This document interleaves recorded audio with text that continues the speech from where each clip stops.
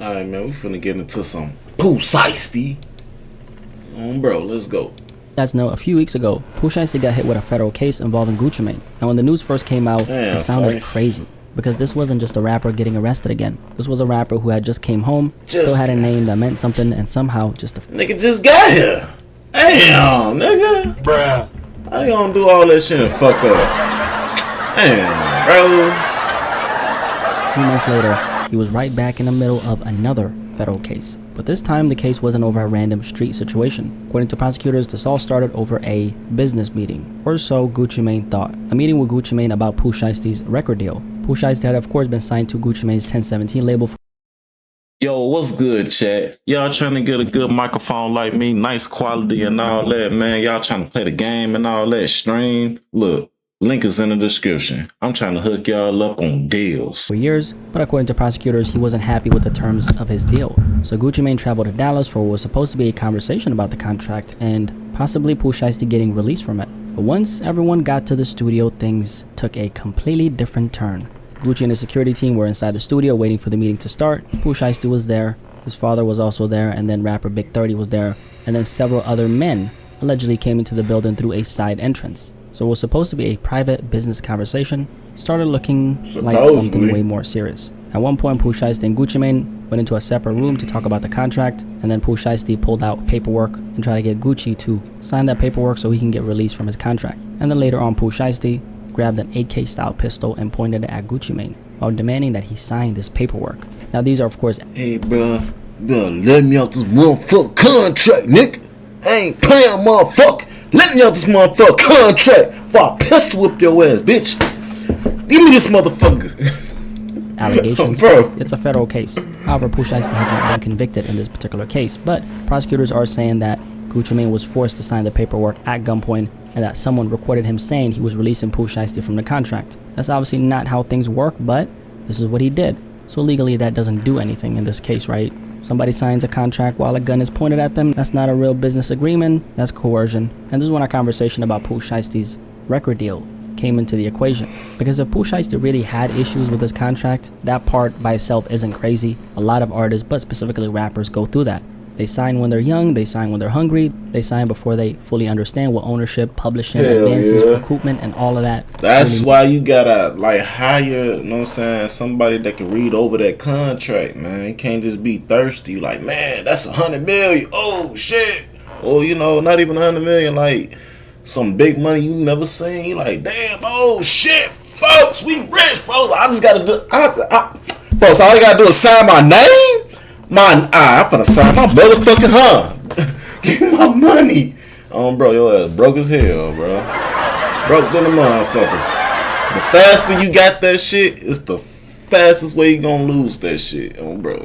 Means that years later, when the money starts coming in, they start realizing that the deal they signed might not be as good as they thought it was. So wanting to get out of a deal isn't the shocking part. The shocking part is what really happened in this situation. Gucci in the end allegedly signed the paperwork, but it didn't stop there because they actually ended up robbing him of his wedding ring, watch, earrings, and cash. And if you guys remember, the particular details of what they actually did was really crazy, because they choked somebody from Gucci's team from behind to the point where he almost lost consciousness. Bro, and it was also interesting how some of the stolen items had Apple AirTags attached to them. Maybe Gucci Mane in the end was thinking that something might happen if I go into this business meeting, right? I don't really know. But that later helped investigators track where some of those items went. And of course they had surveillance footage, cell phone data, license plate reader data, hotel footage, rental car records, fingerprints, social media posts, and electronic monitoring data. Now the biggest issue in this particular situation for Pooh Shiesty is that he was already a convicted felon who had been released early from federal prison and placed on home detention.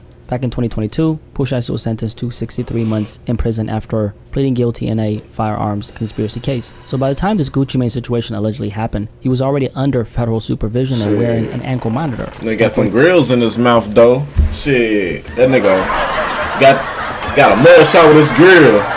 Bro. Prosecutors the ankle monitor actually placed him at the studio. And before that, during the height of his blow-up, he had already been connected to multiple legal situations. There was, of course, the South Florida strip club shooting where he was accused of firing a gun and hitting a security guard in the ankle. Then there was the Bay Harbor Island shooting, where 2 men ended up hospitalized after what reportedly started as a meetup involving shoes, marijuana, and a rented green McLaren. And eventually Pooh Shiesty pleaded guilty to a federal conspiracy charge and got sentenced to a little over 5 years. And by late 2025, he was out on home detention. So this was supposed to be his second chance. People still cared about Pooh Shiesty, but then he ended up in the middle of another federal case. Crazy. So when Pooh Shiesty was released, he had a bunch of conditions. He wasn't allowed to have weapons. He wasn't supposed to be around people with weapons and gang members and all that stuff. And he was supposed to stay within the limits of his home detention. Now let's talk about some of these latest updates, because Pooh Shiesty's case is now officially moving forward. A trial date has been set for July 6th. His father has been ordered released from federal custody, but Pooh Shiesty himself was denied bond. And that's where there's a lot of questions, because in a lot of these cases, you see people get arrested, post bond, and fight the case from the outside. Father worked for them people. The judge wasn't willing to let him out. And in his particular situation, the judge found there was credible evidence presented at the hearing initially when he was arrested. Boy, his ass look like he from Afghanistan. Goddamn, boy. He like he got a turban on. Like he been through the Iraq. Like he a reverend. Like he a, what you call them? Goddamn, I don't even. I can. Also for him to be released to the public due to public safety. So basically the judge looked at the seriousness of the charges and the fact that there were firearms involved here and the fact that this entire case actually... Damn, that's what I forgot to say. He look like a goddamn rebel. Goddamn there was rebel. A potential life sentence for Pooh Shiesty, and the fact that Pooh Shiesty was already on home detention when this allegedly happened. So from the court's perspective, that was enough to keep him locked up while the case moves forward. And that is a big deal, because bond isn't just about whether somebody's famous or whether they have money or whether they have people willing to vouch for them. The judge is looking at risk at the end of the day. Are you a flight risk? Are you a danger to the community? And can they trust that you're going to follow the rules if they let you out? In Pooh Shiesty's situation, the problem is obvious. He was already out on a bunch of conditions and his movements were pretty limited, and he was already being monitored. But he still ended up in Dallas in the middle of this situation. So if those conditions didn't stop him from doing all this crazy stuff here, why would more conditions suddenly be enough now? Right. Now his lawyer at the time actually pushed back on the government's case, and he pointed out that prosecutors waited around 3 months before bringing charges. So from his perspective, that delay raises a lot of questions about how solid the case really is. He also questioned the evidence prosecutors don't have. According to him, they don't have the alleged contract, they don't have the alleged video of Gucci Mane signing the contract, they don't have the guns, they don't have the jewelry, and that's the defense angle. So his defense is basically saying the government is relying on a lot of circumstantial evidence, but they're missing some of the most important physical pieces. And to be fair, that is something they can't argue for, because the prosecutors are saying someone was forced to sign a contract at gunpoint, but they don't have the paperwork or they don't have the video. That gives the defense something to work with. But at the same time, the government doesn't need every single piece of evidence to build a case. They can still try to connect the dots through location data, surveillance footage, witness statements, phone records, fingerprints, vehicle records, and social media posts. And a lot of Pooh Shiesty's buddies, they were dumb enough to flex a lot of these items that they robbed from Gucci Mane and his team on social media. So there's that. And at the end, gots to be a stupid motherfucker. Goddamn. You know what I'm saying? After you done did some dumb shit, you gonna post the shit all on Facebook and all type of shit, Instagram, everything. Goddamn. For the day, they have a bunch of other stuff like license plate reader, data that track the vehicles and the entire group. And then they, of course, stayed at a Comfort Inn in Dallas. And then they have hotel footage, which showed the individuals wearing the clothes that matched what was seen around the time of the robbery. And then they, of course, have fingerprints from the items left behind at the studio, including red plastic cups. This was really crazy how they posted a lot of this stuff on social media. I really don't get it. That part is extremely hard to understand, but then again, we've seen worse in the past. Now, another interesting update is Pooh Shiesty's father, Lontrell Williams Sr., was also charged in this case, and honestly, the fact that his father was allegedly involved at all is one of the strangest parts of the story, because the OGs are supposed to teach these kids, man. I mean, really think about it. When you think about somebody coming home from prison, getting another shot at life and trying to rebuild their career, the last person you would expect to be caught up in this situation with them is their own father. But that's beside the point. A federal judge actually denied the government's request to revoke his release, so Pooh Shiesty's father has been ordered released from federal custody, while Pooh Shiesty himself remains locked up. And that tells you something important. The court is not treating everyone the exact same way just because they're charged in the same case. Because he worked for those peoples. That's what's going on. The judge is looking at each person individually, their alleged role, their criminal history, their bond conditions, their risk level, their connection to the actual evidence, whether they were already under supervision or not, whether weapons were involved, and whether the court believes they can safely be released. So in Pooh Shiesty's case, the court clearly saw him as a bigger concern.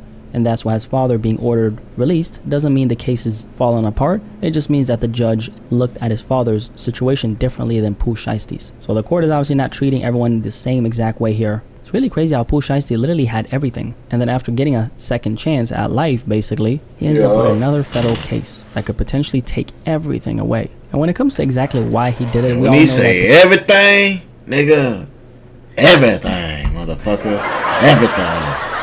This wasn't some random argument that got out of hand. This was a full-on robbery and kidnapping situation that started because he wanted to get out of his deal with Gucci Mane. And that brings up another question. What kind of deal was he actually in? Now, to be clear, we don't know the exact details of Pooh Shiesty's contract, so I'm not going to sit here and act like I know what was going on behind the scenes, but in the music industry, a lot of artists sign deals early, especially when they're young, and years later, when the money starts coming in, they realize the paperwork they signed might not be as sweet as they thought it was. That's where you hear people talk about 360 deals, bad contracts, labels taking a percentage of everything, artists not knowing exactly what they own, and people realizing way too late they didn't fully understand what they actually signed. And this is why it's so important for artists to have their own lawyer, not a lawyer the label recommends, okay? That's how you get finessed. That shit's a scam, okay? Not somebody connected to the people you're signing with. Your own lawyer. Because if the people you're about to sign with are also helping you find the person who's supposed to protect you from them, that should already tell you something. You're about to get finessed. But even if Pooh Shiesty was unhappy with his deal, that still doesn't excuse what prosecutors are accusing him of.